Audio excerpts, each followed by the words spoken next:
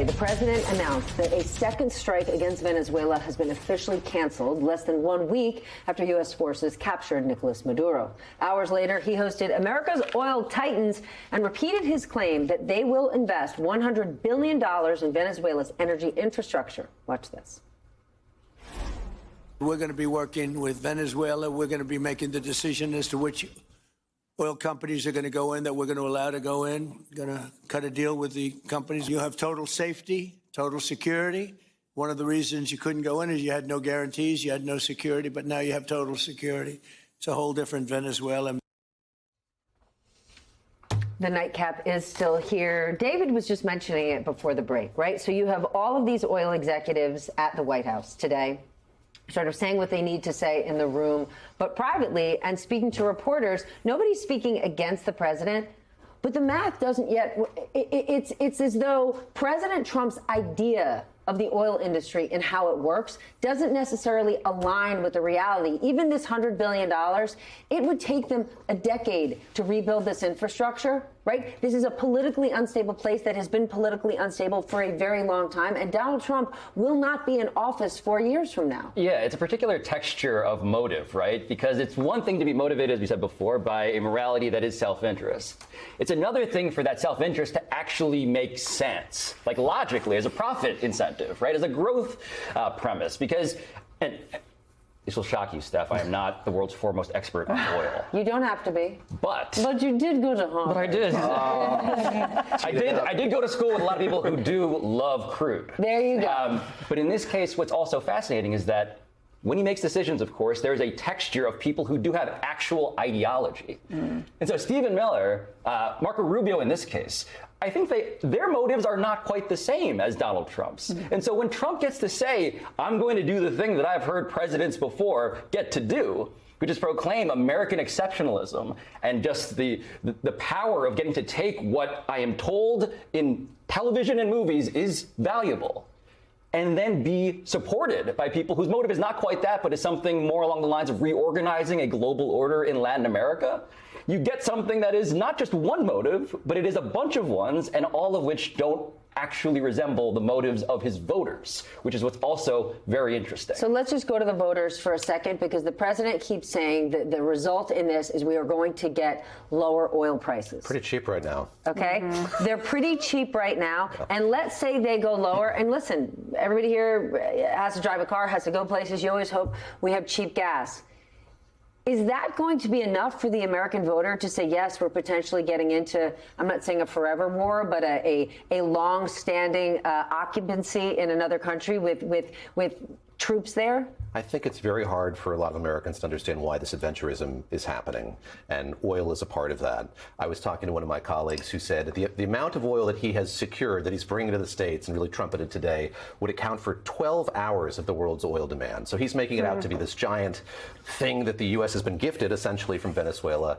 It's really not that much. We know that there's going to be a lot of work that's going to have to go to, like, at the Gulf, they're going to have to process this oil, which is pretty nasty crude. It's not like very clean crude oil. So I think voters don't understand why this is happening. I don't think they're going to see those results. I joke about the price of oil. It's low, and there's a glut of oil around the world. There is plenty of oil. The U.S. is not starved for oil at this point in time. We're producing a lot of it. So this could actually have kind of a counter effect where you have producers in the U.S. getting oil out of the ground. The price might be depressed some. It's going to become economically unfeasible for them to keep doing it. It's not going to make them any money. They're not going to break even doing it. So it's just layer upon layer of not having a very strong rationale for doing this. He loves the show Landman, and so do I. Yes. Like, what year is this? Like, why are we talking about oil when you can get an electric car in China for like $10,000? How is it that we are still talking about oil, cheap or not, how long the investment will take? Like, we are stuck we're working backwards. The idea that we would have a sphere of influence in the Western Hemisphere is a step down from what has made America prosperous. And I think this is really just like another example of how the president, the federal government, is trying to nationalize industries and take control control over them, but in a way that seriously puts us behind. Like, not in the way that China's doing, where they try to, move forward with the technology and the demands they make on businesses. But Trump is doing the exact opposite. He's like, no, we got to go back. We got to go to oil and coal and But 1980s is his sensibility. Yeah, well, that's nice, right? but Like, that's 50 years ago. If you kind of stop paying attention in class around that point, then all of this makes a lot more sense. Well, that was like peak dynasty Donald Trump brand rolling out of the limousine. Mary, I want you to weigh in on this, but already this week, it's not, at least in threats, ending with Venezuela. Now we're talking Greenland. Now it could potentially be Mexico, our closest ally, one of our biggest trading partners. Yeah, and can we just roll back and remember how the Greenland thing, it's not how it started, but how it kind of entered the conversation this time around,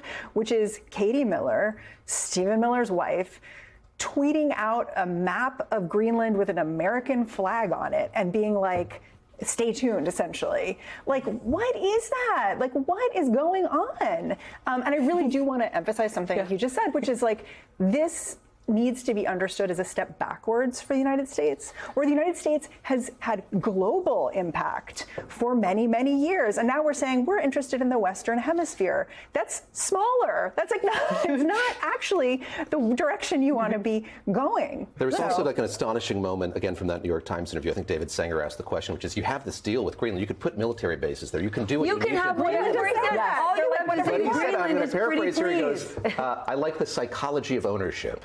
And I thought So that, do I. like the morality thing, Yes. the thing that stood out to me incredibly was that's really what's driving this here. Again, when he could have all of the access to territory, the positioning in the Arctic that he wants or thinks that he needs, and yet it's that psychology of ownership. It's just like Trump, the businessman, putting his name on every possible building, water bottle, and stake. And it's the psychology of owning the libs, like ownership in that way, like a true posters mentality is motivating a lot of the grievance. Yeah, he's also very motivated, apparently, by increasing the landmass of America. Like, he wants it's to. It's not America first, it's America big. Well, that is the ethos. And the coalition, right? The coalition that he built that rewarded him with this presidency. Remember, it was remember those neocons and what they were up to? We're going to be the opposite of that. We're going to do a different version. And what he's doing is, as always, replaying the version of politics that feels good to him. And it's not coherent given what he was actually elected on the back of, which is a bunch of